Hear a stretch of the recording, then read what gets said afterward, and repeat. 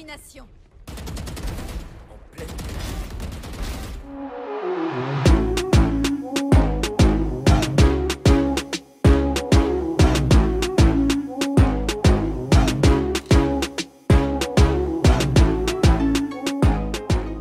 Et yo YouTube, j'espère que vous allez bien et aujourd'hui la vidéo review sera celle de la Cooler Master MM710. C'est une souris qui n'est pas toute nouvelle étant donné qu'elle est sortie il y a un peu plus de 2 ans. Je vous propose donc ici de voir si elle vaut encore le coup après ces 2 années d'existence. Vous êtes quand même pas mal à m'avoir demandé d'en faire une review, j'ai donc utilisé l'argent gagné grâce au gain de mes liens affiliés sur Amazon, comme j'avais fait en fait pour la Razer Viper Mini. Je remercie donc encore une fois toutes les personnes qui y pensent dans leur achat. Pour rappel, je mets mon lien affilié dans la description de chaque vidéo si le produit est disponible sur Amazon, ce qui est le cas pour la MM710. Cette petite souris est disponible en 2 versions et bientôt 3. La MM710 donc c'est la version filaire sans RGB de 53 grammes. Ensuite il y a la 711 qui est la même souris mais avec du RGB rajouté pour un poids de 60 grammes. Et dernièrement il y a eu l'annonce de la MM712 qui est la version sans fil, mais pas encore de date de sortie disponible. Avant de rentrer plus dans les détails de cette souris, je vais me présenter rapidement. Je suis donc un joueur Apex Legends classé Master à chaque saison et anciennement Predator. Je possède plus de 40 tapis et plus de 20 souris. Ma main fait 18 cm de longueur sur 10 cm de large et mon grip est généralement un clou en pince ou un relax fingertip.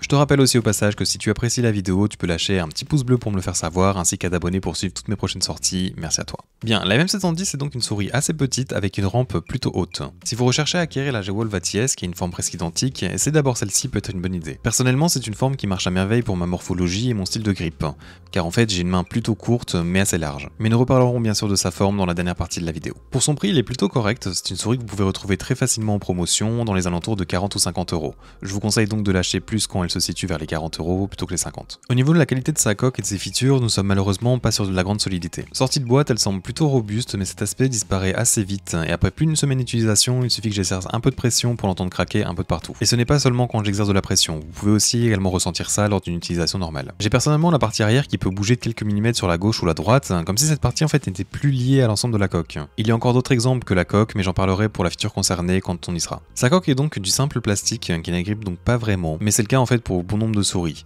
Ici le principal défaut est les trous sur les côtés. C'est comme en fait la Asus TUF M4 ou la Pulsar X-Lite V2, ils ont recouvert une partie de la souris mais pas l'ensemble, ce qui fait que personnellement j'entre souvent en contact avec les trous restants. C'est donc ce qui me gêne et qui fait que en fait je dois rajouter des grips. Et j'ai ici mis ceux de la ATS et ça fit à merveille, j'ai pu donc améliorer mon expérience avec ces derniers. Pour son câble, c'est un bon câble je trouve, il est pas lourd et assez flexible. Et dans mon bungee donc je n'ai eu aucun problème avec. Si vous laissez pas mal de câbles, en fait vous pouvez ressentir quand même l'effet de balancier sur un flic rapide, mais c'est bien meilleur que sur d'autres marques. Allons maintenant en dessous de la souris pour parler des patins.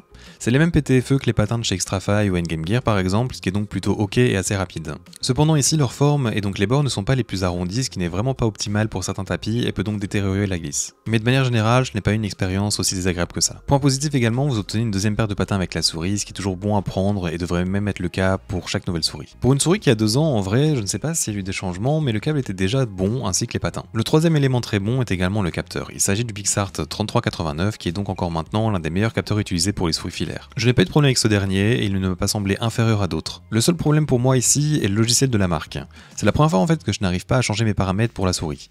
En gros, elle est arrivée à 1000 Hz de polling rate, 1 mm de LOD, ce qui est donc parfait, mais son DPI était à 1200 donc je devais le changer. Eh bien, je n'ai jamais réussi à appliquer le changement. Heureusement donc qu'il y a un bouton dédié pour ça sur le dessus. Le deboon slime est par contre par défaut à 12 et je n'ai pas réussi à le régler sur 4, ce qui a pu entacher ma réactivité. C'est donc pour moi un très gros point noir, parce que ne pas pouvoir en fait changer des paramètres sur un logiciel qui est normalement fait pour ça, c'est un peu débile. Si tous les termes que je viens d'aborder ne te parlent pas d'ailleurs, je t'invite à aller voir ma vidéo spéciale qui en parle, je mettrai le lien dans la description. Passons maintenant aux différents boutons de la souris ainsi que la molette. Premièrement, le bouton d'épique, je n'utilise jamais, craque depuis le premier jour rien qu'en mettant le doigt dessus. C'est certainement l'un des boutons avec le feeling le plus cheap que j'ai pu avoir. Ensuite, les boutons latéraux en termes de clics sont bons et pas trop légers, avec donc une bonne pression et un bon ressenti. Il n'y a pas de trajet avant l'activation du switch et juste un peu après. Leur défaut ici est par contre leur design je trouve. En fait ils ne sont pas trop petits de base, ce qui est donc une très bonne chose, mais par contre le plastique de ces derniers est en fait courbé et l'espace où votre doigt exercera la pression ou se reposera ne sera finalement qu'une fine ligne. En termes d'exécution et d'utilité, on peut s'y habituer sans trop de problèmes, mais si vous utilisez à répétition, en fait ce sera loin d'être agréable ou confortable. Et finalement, si vous utilisez ces boutons sur internet par exemple ou juste en port de casque, en fait vous pourrez entendre quelques craquements juste en les utilisant. Ce qui démontre encore une fois que la qualité de fabrication n'est pas vraiment top. Pour la molette de base, elle est très bonne je trouve, les crans sont assez prononcés sans qu'elle soit trop dure à faire défiler. Mais je pense qu'elle s'est pas mal dégradée depuis le début de mon utilisation et son clic n'est pas le plus léger mais parfaitement ok pour double clic. Finissons maintenant les features avec les clics principaux.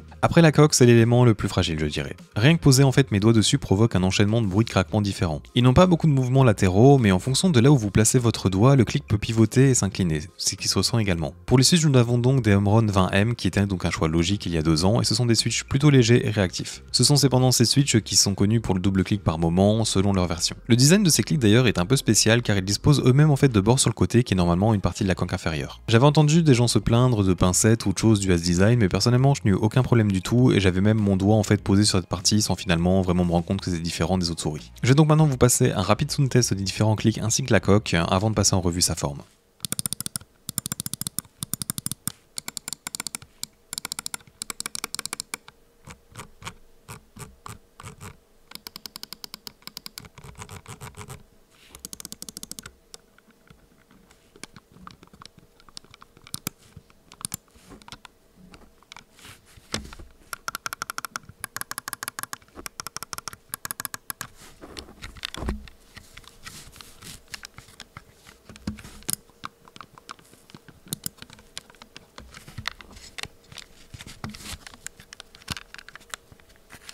Alors pour sa forme, elle n'est pas complètement similaire à une G-Wolf ATS, mais elle s'y rapproche pas mal. En gros, la ATS, c'est ce qu'on pourrait dire une Logitech G Pro Superlight, mais en version mini, c'est-à-dire en fait avec le point culminant de sa rampe se situe au milieu de la souris. Pour la Cooler Master MM710, ce n'est pas vraiment la même chose. En fait, le point culminant est placé un peu plus à l'arrière, un peu plus dans le style d'une Viper Mini, je dirais. Ce qui pourrait donc être un meilleur choix en fait finalement pour les utilisateurs de claw grip, ou tout simplement une alternative aux gens qui préfèrent avoir un contact avec le milieu de leur paume et non pas juste le bas. La ATS donnera en fait une sensation plus ronde dans la main avec un contact plus bas sur celle-ci. Bien que ce soit une petite souris, ce n'est le cas qu'en longueur en fait, car ce n'est pas une souris fine, elle a même la même largeur qu'une G Pro Superlight pour comparaison. La MM710 s'élargit d'ailleurs surtout à l'arrière, créant une courbe sur les côtés pouvant vous aider avec un meilleur maintien. Et en créant donc au passage un creux pour votre pouce où votre petit doigt se cale dans cet élargissement. Cependant, comme je disais plus tôt, ces trous sont présents sur ses côtés, ce qui rend donc cela un peu moins agréable. Au vu de sa hauteur, si vous n'avez pas une grande main, c'est possible en fait de la palm grip, mais je ne pense pas que ce soit vraiment sa meilleure utilisation. Elle devrait par contre être parfaite pour du claw ou du fingertip.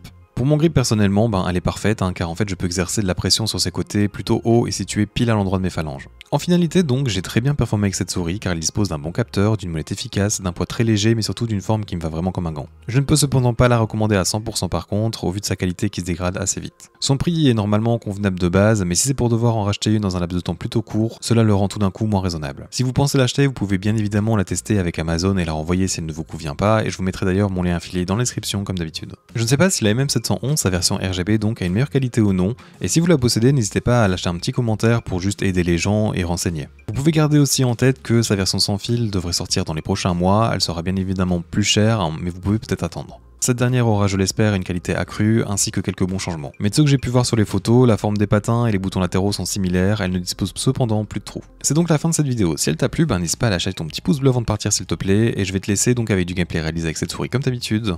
Et avec cela dit, j'espère te voir dans un futur proche, et à bientôt.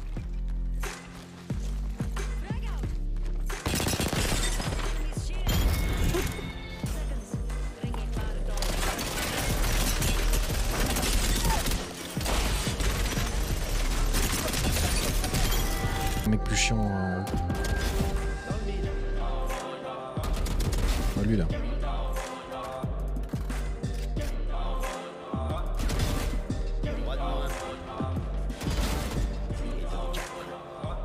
Encore? Oh! Adieu.